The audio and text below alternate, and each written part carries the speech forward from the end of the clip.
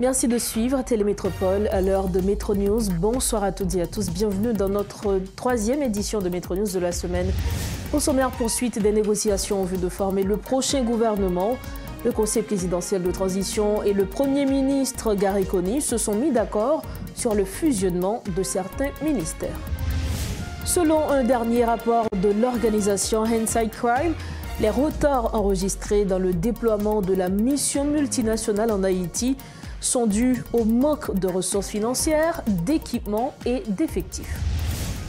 Également au titre de ce mercredi, les conditions de détention se détériorent au centre de rééducation des mineurs en conflit avec la loi de Delma 33 qui est actuellement débordée selon l'avocat Arnel Rémy.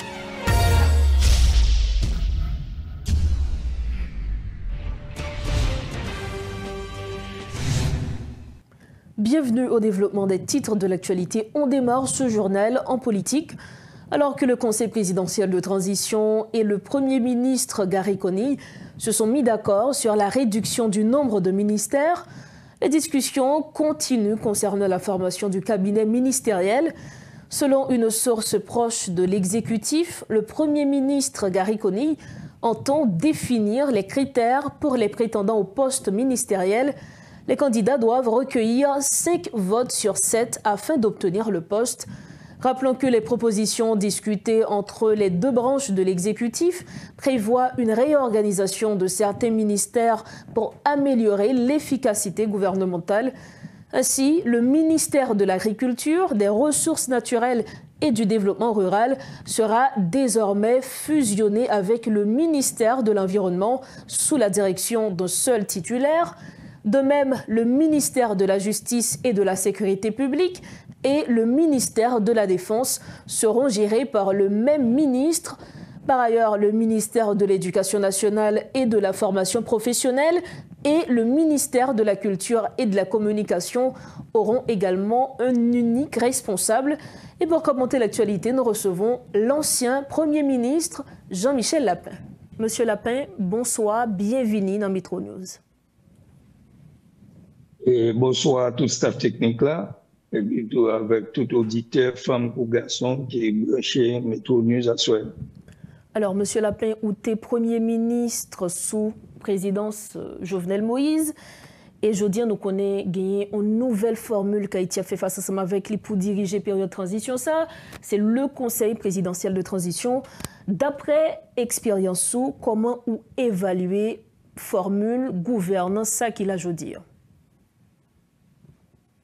Bon, là, nous avons répété l'histoire et là, nous faisons un petit bac dans l'année 1950 et nous gardons même situation, instabilité politique et abouti à un conseil présidentiel qui dégaine plus mon la dernière, mais qui pas de Kembe. Bon, donc je dis encore, en 2024, nous retrouvons dans la situation. C'est même cause qui produit même effet, donc nous face à une nouvelle gouvernance.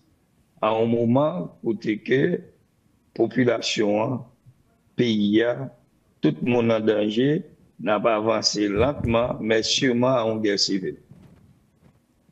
Donc, selon même formule ça que nous jouons jeudi, c'est peut-être plus bon formule qu'à jouer pour nous résoudre la crise multidimensionnelle que nous connaissons en Haïti? Et là, on a regardé tout ça qui passe dans le pays. On a regardé depuis le deuxième année mandat président Jovenel Moïse, qui a fait face à une opposition, et à chaque fois, c'est toujours comme ça, après l'élection. Opposition, mauvais perdant, des gens qui font des politiques professionnelles, toujours à le groupe en opposition, en pire intérêt, chaque monde avait essayé de contrôler la situation, parce que nous sommes pays, c'est le client qui gagne dans le business, c'est l'État, parce que tout, nous avons une économie de commerce. Tout le monde avait essayé de faire le même business, donc pas de cob, nous sommes pays pauvres. Nous n'avons pas jamais essayé de mener les pays vers une économie de production pour nous capables de créer richesse. Donc, nous sommes fait 5 ans là, rendu, avec une opposition politique crasée, brisée, tête chargée, tout le monde victime de lui. Donc, international là, les mêmes qui prôné une solution haïtienne. Non bouquet, donc, moi, je pense que je dis à tout le monde doit garder dans la même direction, priorité conseil ça, passer cap là, atteindre l'objectif où le 7 février 2026, l'État capable de rétablir le format constitutionnel avec un exécutif à des têtes, un pouvoir législatif avec un pouvoir judiciaire. Alors, Odile, M. Lapin, je dis, nous tous à supposé garder dans la même direction pour nous permettre à ce que le Conseil présidentiel ça et nouveau Premier ministre Gary Coney, il y a réussi, notamment parlant du Premier ministre Gary Coney ou même qui était ancien Premier ministre, qui leçon, qui enseignement, que expérience sont capables ou qu'à tirer de lui, et notamment selon même qui plus gros obstacle que Dr Gary Coney est capable de rencontrer, qui quand même entravé réussite gouvernement de transition ça. Bon, m'a regardé, m'a suivi la situation de très près et n'a profité complimenter, saluer la présence Dr Gary Coney encore une fois dans tête primature. Nous pensons que c'est un beau choix, mais moi pensais que la situation était toujours complexe par rapport à format de gouvernance. Il y a un conseil de transition avec 7 membres qui proposés par un ensemble de secteurs, côté qui est intérêt ou pas même, ni dans le conseil là, ni dans le secteur qui est représenté et qui était proposé et conseillé. C'est la même situation pour le Dr Coney, j'ai l'impression, et mission, ça dans tête lui, intérêt qu'il gagne pour le sortir pays dans sa vie, n'est pas même avec un groupe de monde qui est déjà entouré. Donc, son situation complexe, donc, je pense que Dr Coney doit faire un pile effort pour gouvernement, ça va monter qui doit un gouvernement des technocrates parce que situation ça que nous y a là demander des réponses techniques. Donc, il faut faire un peu attention pour le gouvernement ça pas influencé par la politique. Et il faut faire un peu attention tout pour le gouvernement pas influencé par des proches collaborateurs qu'il gagne côté au cas où une série de nègres qui n'entourent Dr Coney, qui a proposé Dr Coney des ministres, des monde qui connaît ou qui contrôler, ou du moins des monde qui est habitué à travailler avec. Donc, il faut faire attention parce que je dis, moi, je pense que c'est la dernière occasion pour éviter une guerre civile dans le pays.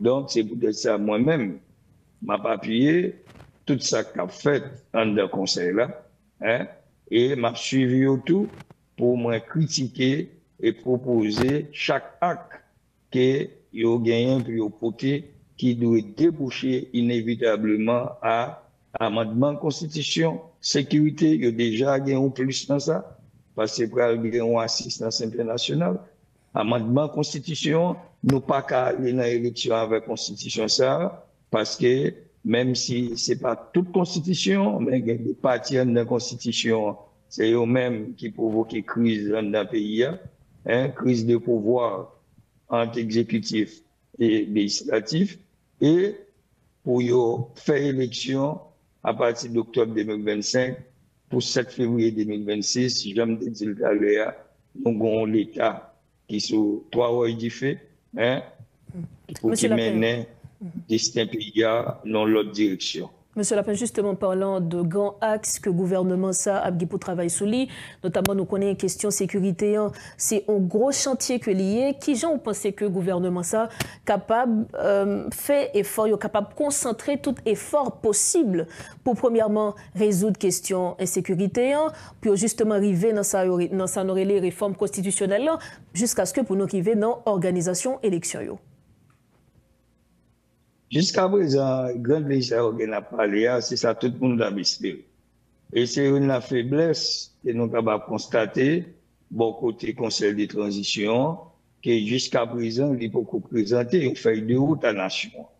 Et il y a obligation tout pour présenter une feuille de route à Dr Coney, c'est en fonction des feuilles de route, ça, Dr. Kouni apprenait qui type de ministre, qui type de ressources qu'elle a besoin pour capable de transformer grandes lignes en action pour coller face à la situation qu'elle a traversée là. On dit déjà que pour les affaires de sécurité, effectivement, bon plus là-dedans. C'est que je dis, enfin, nous voyons que nous pas dit que nous c'est priorité internationale là, mais au moins à voyager sur nous. Nous avons un pile équipement qui débarque là, qui coûte un pile d'argent. Donc, ça veut dire que force d'assistance là, la ville. Donc, parallèlement, justement dit là, effectivement, la besoin des interfaces valent des mondes qui gagnent métier et profession dans l'affaire sécurité pour capable fois ça, nous arriver à profiter des présences internationales pour nous capables de reconstruire ou du moins créer des véritables forces de sécurité publique et de défense nationale. Monsieur Lapin, concernant mission multinationale, concernant question sécurité, il y a un peu de monde qui pensait que c'était un manque de volonté politique qui fait que question sécuritaire là arrivait jusque-là. Il y a tout qui pensé c'est PNH là qui affaibli, qui n'a pas assez de moyens, qui est corrompu, qui fait que nous arrivons dans niveau crise sécuritaire ça. Selon vous-même, qui ça à la base de questions sécuritaires là aujourd'hui? Bon, premier bagaille, moi pense que c'est volonté politique. Moi-même, depuis 2 ans, moi, et rendu public, ils ont une proposition de sortie de crise que en septembre 2023, j'ai eu une chance effectivement partager avec Dr. Gary Kouni. Moi, été recommandé et moi, été parlé personnellement avec le Premier ministre Ariel Henry pour me dire retirer les affaires de sécurité, ça dans l'accord politique. Sécurité pas qu'un accord politique. Sécurité pas doué dans l'accord politique parce que même police nationale qui a besoin, nous avons besoin hier. Même l'armée, nous avons besoin hier. Même ça, nous avons besoin aujourd'hui. C'est lui qui a besoin demain, lui fait pour l'en dehors de toute influence politique. Moi, je pense effectivement, si ça a été fait dans le délai pour le fait là, il était capable d'aboutir à ça que nous-mêmes, nous relèvons la réorganisation administrative de la police. Qui ça qui a empêché le fait, M. Lapin? Ah bon, voilà, intérêt politique mélangé avec intérêt économique. Côté chaque nègre, besoin d'un contrôle de la police là. Côté chaque nègre, gagnant besoin d'un contrôle différentes directions qui gagnent la police qui gagne dans tout le pays. Puis on prépare l'élection. Et qui est-ce qui a le pouvoir décisionnel dans tout ça? Dr. Ariel Henry. Dr. Ariel Henry, parce que l'on a regardé, nous avons toute structure institutionnelle, l'État exécutif là, qui doit occuper des affaires de sécurité dans une complicité positive. Nous avons que Dr. Ariel Henry a un contrôle. Là, on a parlé du ministère de l'Intérieur, on a parlé du ministère de la Défense, on a parlé du ministère de la Justice et on a parlé des secrétaires d'État à la sécurité publique. Ces institutions gouvernementales qui viennent le travail avec la police pour effectivement, à travers des plans stratégiques de sécurité publique, qui répondent à situation qui malheureusement dégénérée jusqu'à ce que jeudi, malheureusement encore une fois, nous avons une situation pour nous demander ou bien accepter une assistance internationale en matière de sécurité. Est-ce que vous voulez faire nous croire à soyant que Dr. Ariel Henry, c'est un plus gros responsable dans la question de sécurité, dans la crise sécuritaire que nous prenons aujourd'hui? Non pas dit que c'est plus gros responsable. Gagner, c'est toujours comme ça. À chaque fois, gagner un chef ou bien un monde qui a une responsabilité, pouvoir des décisions et échouer, de toujours voulu faire porter responsabilité à lui-même seul. Mais il faut que nous gardions l'entourage et Dr. Ariel Henry. Et même mise politique qui était faite sur lui. Mon Cabral est la droite, mon Cabral est la gauche, qui ont même des intérêts particuliers dans la situation.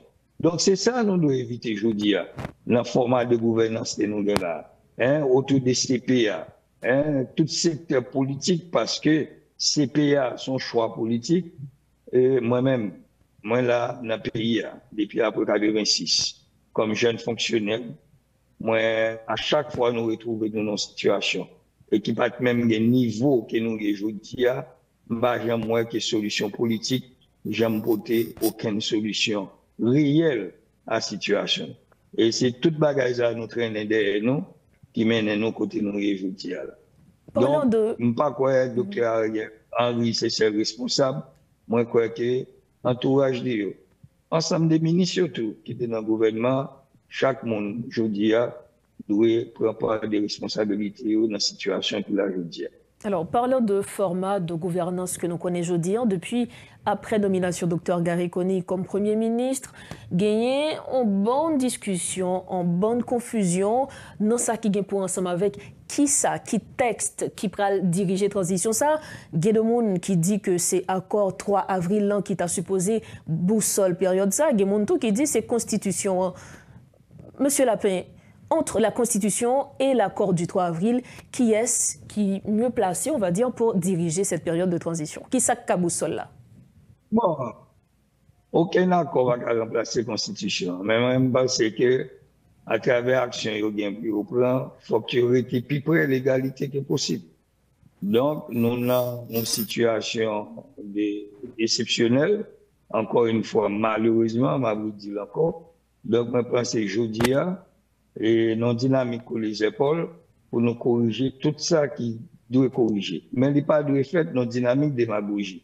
Je regarde, il y a un pile d'informations qui ont circulé sur les réseaux sociaux que moi-même considère comme des tracts, côté que une décision qu'à prendre pour Yota et réduire le format institutionnel du pays. Même je dit que c'est bon bagage qui doit être fait parce que il y a une base légale. Je dis là, si nous à 18 ministères, il y a un côté légalement qui dit ça. Donc, toute réduction au ministère, vous l'avez dit, pour présence pouvoir législatif. Vous l'avez dit que pour nous prendre la loi qui crée institution et fonctionnement de l'État, pour nous modifier.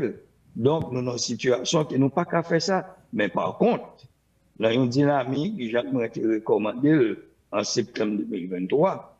Donc, pour réduire les dépenses de l'État, moi, je pensais que le Premier ministre là gagnait une obligation pour être capable au moins fusionner le fonctionnement des ministères sectoriels.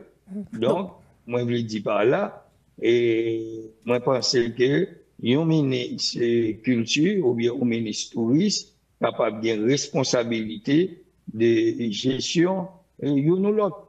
Donc, de même, un ministre de l'Agriculture capable de gagner une responsabilité de gestion au ministère de l'Environnement. Donc, selon vous-même, M. Lapin, donc réduction. Alors, M. Lapin, selon vous-même, réduction nombre de ministériaux, ce n'est pas meilleur moyen pour que nous diminuions dans les dépenses l'État. Nous pas qu'à réduire le ministère, légalement, pas de provision pour ça. Donc, si ça doit être fait, il doit reprendre la loi qui a créé le ministère. Nous pas qu'à créer confusion. Mais par contre, j'aime ça dire là, si que ou bien un ministre des Affaires étrangères qui a occupé des ministères haïtiens vivant à l'étranger, avec un chef cabinet et dans une dynamique de renforcement de direction générale du ministère des Affaires étrangères et haïtiens vivant à l'étranger, moi, je suis qui a réduit des dépenses et ministère haïtien vivant à l'étranger de 4 à 5 millions de gouttes mensuellement. Parce que généralement, l'on prend membre des cabinets ministériels, l'on prend tout samedi carré et privilèges qui viennent avec eux pour acheter des bagages neufs. Parce que généralement, tout ministre qui arrive dans l'État, il a toujours besoin de nouveaux bagages. Quelles sont les machines, quels sont les téléphones, quels sont les laptops, etc., etc. Donc, si vous avez 6 ministères qui pas gagné ministre avec 10, 15, 20 membres de cabinet ou des contractuels comme consultants, ou à réduire des dépenses là, l'État au moins des 50 à 75 millions de gouttes. Okay. Donc, c'est dans la dynamique ça va aller. Donc, le gouvernement ça, et pas gagné provision légale pour éliminer des ministères, j'aime ça commence à parler dans la société. Alors, pour nous finir, Monsieur Lapin, comme dernière question, nous connaissons que le Conseil présidentiel de transition a gagné pour organiser les élections. Est-ce que nous sommes capables d'attendre Monsieur Lapin qui portait candidat à la présidence dans les prochaines élections?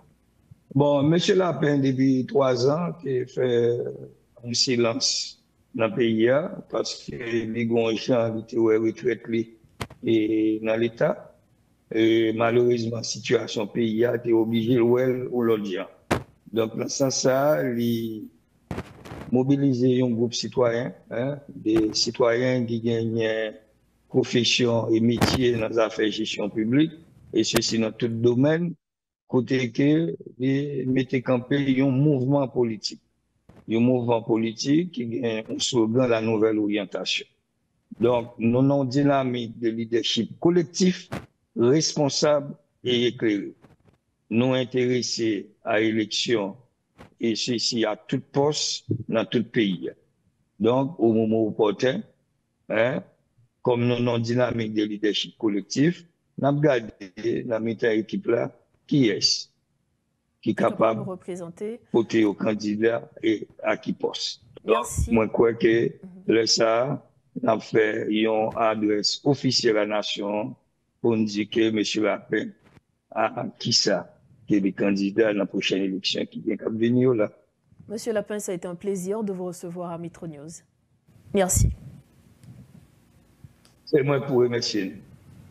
Voilà, c'est avec nous Jean-Michel Lapin, ancien Premier ministre. Il était notre invité pour commenter l'actualité politique. Merci de suivre Metro News, la suite des informations. Autre chapitre qu'on aborde dans ce journal est le chapitre sécurité. Les préparatifs pour la mission multinationale de soutien à la sécurité en Haïti ont pris du retard, ce qui a permis aux gangs de se renforcer. Le déploiement initial de 200 policiers kenyans prévu pour le 23 mai a été reporté à la dernière minute, selon un dernier rapport de l'organisation Inside Crime. Une délégation kenyane avait constaté un manque d'équipements essentiels. Le Kenya avait promis d'envoyer jusqu'à 1000 agents, plus 1500 supplémentaires, promis par les autres partenaires internationaux. Toutefois, des problèmes de financement persistent avec seulement 21 millions de dollars collectés sur les 300 millions nécessaires. La police nationale d'Haïti est en sous-effectif avec seulement 9000 agents, alors que l'ONU estime que 38 000 sont nécessaires, souligne l'organisation, précisant qu'en réalité, le nombre des agents opérationnels pourrait être aussi bas que 3 000. Plus de 2000 agents ont déserté en 2023. Les gangs continuent de gagner en puissance, notamment grâce à l'accès des armes lourdes, aggravant la situation sécuritaire déjà précaire. Inside Crime est une organisation à but non lucratif pour le journalisme d'investigation sur le crime organisé en Amérique latine et dans les Caraïbes. Autre conséquence de la crise multidimensionnelle qui traverse le pays, l'avocat Arnel Rémy exprime sa préoccupation par rapport à une crise de faim qui est recensée au Sermicol. Des prisonniers atteints de maladies meurent par manque de soins médicaux, certains à cause des infections et bien d'autres en raison de la faim. Le problème est général, souligne l'homme de loi qui explique que dans quasiment tous les centres carcéraux du pays, il y a une crise humanitaire. Pas de nourriture, pas d'eau potable. Fort de ce constat, Maître Rémy appelle à une prise de conscience en faisant des plaidoyers pour une collecte de nourriture en faveur des prisonniers. C'est ce reportage de Rodolphe Firluy. Sermicol, la seule prison encore debout dans la capitale, est saturée et fait face à une crise de nourriture. L'homme de loi Arnel Rémy crie au secours. Ça veut dire dans ce moment-là, il y a un problème grave d'alimentation de prisonniers dans la prison. Pour prison civile Tigouave, mes amis, c'est collecte que avocats, greffiers, huissiers fait, si machin fait, pour rejoindre 15 000 gouttes pour faire la bouillie pour prisonniers. Ça veut dire pas de manger du tout. Environ 3 mois après la grande évasion qui a eu lieu au pénitencier national, Ce centre carcéral déjà exigu accueille tous les prisonniers qui n'en ont pas profité pour s'échapper. Il y a pile prisonniers qui ont mouru et il y a pile cas de maladie qui sont dans la prison. Dans la prison civile, mesdames, dans Delma 33, et monsieur cohabité même pour les mesdames. Ça vient de problème parce que la prison n'est pas faite pour ça. Et dans la question prison en Haïti, c'est la première fois dans la question carcérale pour les filles et garçons même côté. Y compris des enfants, toutes ces catégories sociales sont confrontées à la même crise. Pas de l'eau, il y a des difficultés pour de l'eau, pour joindre de l'eau, il y a des difficultés pour manger, et côté qu'on stocke manger pour mesdames, donc c'est fini. Il ne s'agit pas uniquement de la région métropolitaine de Port-au-Prince, mais quasiment tous les centres carcéraux du pays sont affectés, explique Maître Rémi. Dans la prison civile, mesdames, dans la prison, mesdames, manger au fini. Dans la prison Carrefour, manger fini. Dans la prison Jacmel, manger fini. Dans la prison Akin, manger fini. Et dans la prison Jérémy, manger fini. Dans la prison Okaï, manger fini. Parce que dans ce moment-là, suivant le contact que nous gagnons, fournisseurs qui comptent bail, prison manger, pas touché. Ils sont 6 mois sans toucher. Donc ça veut dire que ne peut pas fournir, ne peut pas alimenter prison en nourriture. L'occasion pour le défenseur des droits fondamentaux de la personne humaine de formuler des recommandations aux membres du Conseil de transition. On a lancé un collecte de nourriture. Il dit tout le monde qui est dans la commune d'Elma, que tu es entrepreneur, que tu es petit marchand, que tu es gros entrepreneur, gros fournisseur, pas besoin de connaître, on essaye de sembler ça gagner pour nous porter mesdames en l'air. On essaye de sembler ça gagner comme manger, que tu poils, l'huile, du riz, spaghetti, de l'eau, qui est hygiénique. On essaye de collecter ensemble pour nous comment nous aider mesdames, monsieur, Timounio, qui est dans la prison Sermicole. Dans le chantier, nous connaissons les responsables chantier justice. Nous avons demandé au conseiller président Emmanuel Vertilaire que son justice là prend ça en considération. L'avocat n'a pas fourni de chiffres à l'appui. Par contre, la situation est critique selon lui. Des prisonniers meurent de faim, d'autres pour des causes d'infection et de maladies chroniques. Les violences sexuelles ne sont pas à écarter, poursuit Arnel Rémi qui tire la sonnette d'alarme. À l'occasion de la Semaine nationale des enfants, l'Organisation des Cœurs pour le changement des enfants démunis d'Haïti lance une série d'activités, notamment des séances de formation, des programmes socio-éducatifs, entre autres, en vue de continuer à sensibiliser sur les droits fondamentaux des enfants. Cette initiative s'organise en prélude à la journée du 9 juin, selon la coordinatrice générale Chrisly Lucas. Le travail de l'organisation s'étend notamment dans les quartiers défavorisés de la région métropolitaine de Port-au-Prince afin de donner aux enfants et aux jeunes de nouvelles directives. En collaboration avec l'UNICEF, la structure s'engage à permettre aux enfants de bénéficier aussi d'un métier manuel. Plus d'explications avec Madame Chrisly Lucas. Aujourd'hui, dans le cadre de la Semaine nationale Timoun, qui c'est semaine qui dédiée avec Timoun, qui commence aujourd'hui, cap dimanche, cap 9 juin 2024. Donc, semaine, ça me capable de dire que OCSED, en tant qu'organisation sociale, à but non lucratif, apolitique, qui travaille dans le droit, à protection de Timoun, qui a fait un travail humanitaire à travers sites déplacés et communautaires.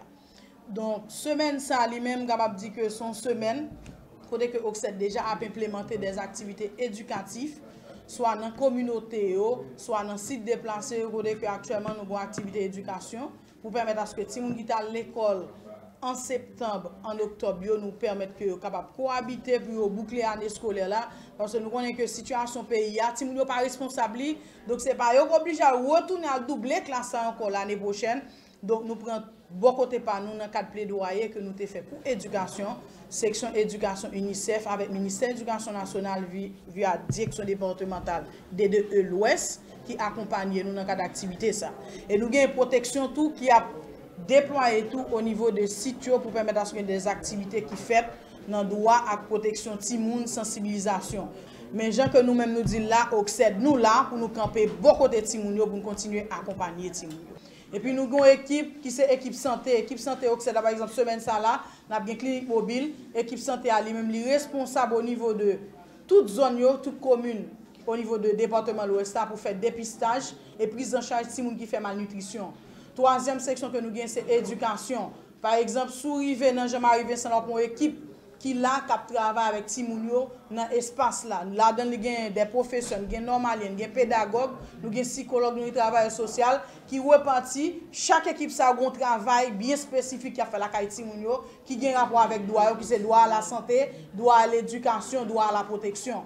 Donc en attendant nous avons droit aussi à la formation. Donc nous faisons formation professionnelle pour eux qui entrent tout dans l'éducation Timounio. Autre information dans ce journal, plus de 12 000 déplacés répartis dans 5 sites de la région métropolitaine de Port-au-Prince, notamment le lycée Marie-Jeanne, La Rochelle, entre autres, ont perdu leurs documents d'identité en fuyant la terreur des groupes armés dans leur quartier, selon un rapport d'enquête publié par l'Organisation des citoyens pour une nouvelle Haïti. Passeport, acte de naissance, carte d'identification nationale, entre autres, autant de documents importants qui empêchent ces citoyens de jouir de leurs droits fondamentaux, en particulier leurs droits civils et politiques. Par ailleurs, l'OCNH a posé des actions concrètes en aidant les victimes à reconstituer leurs pièces d'identité. Reportage, Rodolphe Pierluy. L'Organisation des citoyens pour une nouvelle Haïti a présenté un nouveau rapport après celui qui a mis l'accent sur la gouvernance judiciaire en Haïti, sur la situation de l'état civil des personnes déplacées internes à Port-au-Prince, grâce à une enquête menée dans 5 sites différents, notamment au ministère de la Communication, au lycée Marie-Jeanne à Martissan, entre autres. Alors, chers amis, je vous invite à découvrir, à déguster avec moi comme un plat préféré le contenu de ce rapport. Notre travail d'enquête a touché les sites de la zone métropolitaine de Port-au-Prince, en particulier lycée Marie-Jeanne, lycée Fritz-Pierre-Louis, le centre Colbert-Lochard, le marché de Poisson, La Rochelle et la paroisse Saint-Charles, respectivement, situés au Bois-Vernat, à Carrefourfeuille, à Fontamara et à Carrefour. Le lycée Marie-Jeanne accueille le plus grand nombre de personnes déplacées avec 6261 personnes, suivi de Colbert-Lochard avec 2425 déplacés et le lycée Fritz-Pierre-Louis avec 1650 déplacés.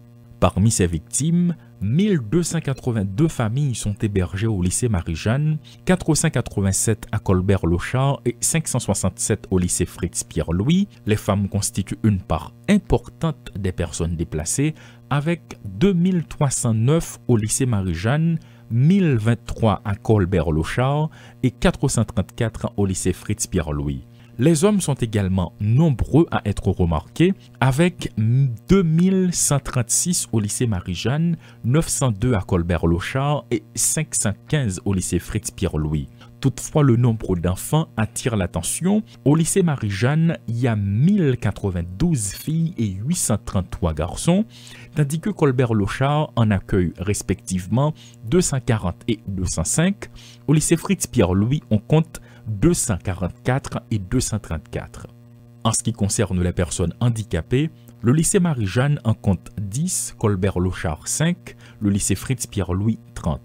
De plus, il y a 14 femmes enceintes au lycée Marie-Jeanne, 4 à Colbert-Lochard et 11 au lycée Fritz-Pierre-Louis.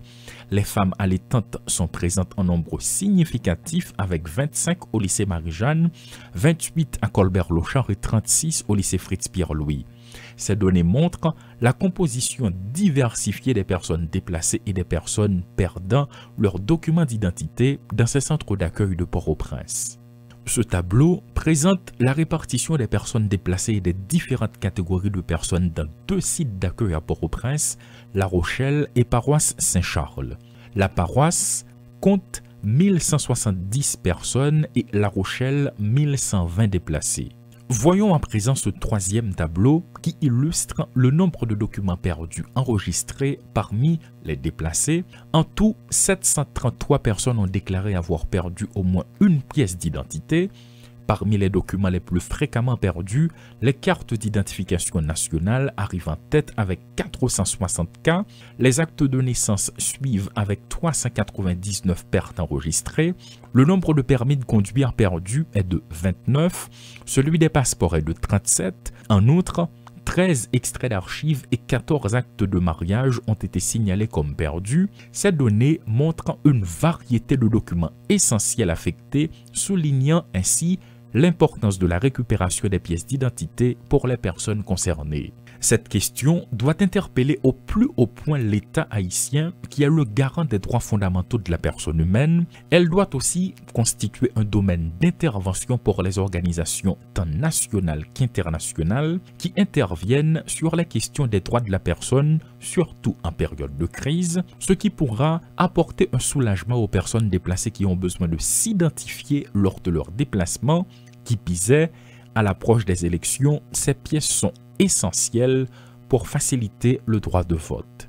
Ainsi, l'Organisation des citoyens pour une nouvelle Haïti formule quelques recommandations, notamment déployer des unités mobiles dans les sites de déplacement, en particulier dans la zone métropolitaine de Port-au-Prince, afin de faciliter l'enregistrement et la délivrance rapide des pièces d'identité, mettre en place des mécanismes de suivi et d'évaluation continue pour assurer l'efficacité des initiatives précédemment citées. Grâce à un financement interne qui a permis l'élaboration de ce rapport d'enquête, l'OCNH ne s'est pas uniquement contenté de produire le document. L'organisation a également posé des actions concrètes en permettant aux victimes de reconstituer leurs documents d'identité, notamment actes de naissance, extraits d'archives, cartes d'identification nationale, entre autres. Et c'est un élément essentiel qui va permettre à la justice haïtienne d'être plus efficace dans le cadre de son travail. L'état civil fait partie intégrante du développement de toute société et cela permettra à l'État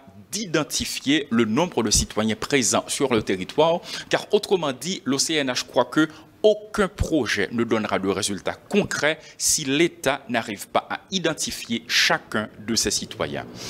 L'élaboration de ce document est possible grâce au staff de l'OCNH, dirigé par le directeur exécutif Camille Oxius, et pour la présentation, Rodolphe Pierre-Louis. Pour clore la page nationale de Métro News, célébration ce mercredi 5 juin de la Journée mondiale de l'environnement. En cette occasion, des écologistes haïtiens invitent le nouveau gouvernement à faire de la protection de l'environnement l'une de ses priorités. Selon Arnel d'Orléans, l'insécurité environnementale est aussi dangereuse que l'insécurité classique. Donc, un simple coup d'œil dans la rue, où c'est fatra, un simple coup d'œil sous Monio, où c'est construction tout partout, ravine, rivière, la rue, transforme en fatra, un simple coup d'œil montre que sous l'eau, rivière, bol en mer, c'est catastrophe. Donc, nous avons un environnement qui est en crise. Et nous sommes capables de regarder les causes, problème environnement, crise qui gagne depuis le fond de la pluie, inondation, ça, les mêmes li abouti avec perte en vie humaine. Nous sommes tout ça, mataba, moun mourir, moun capable mourir, canapé, font paquet l'autre zone. Donc, par rapport avec construction anarchique, qui tout partout dans mon hôpital, dans paquet de côté dans le pays, environnement est extrêmement malade.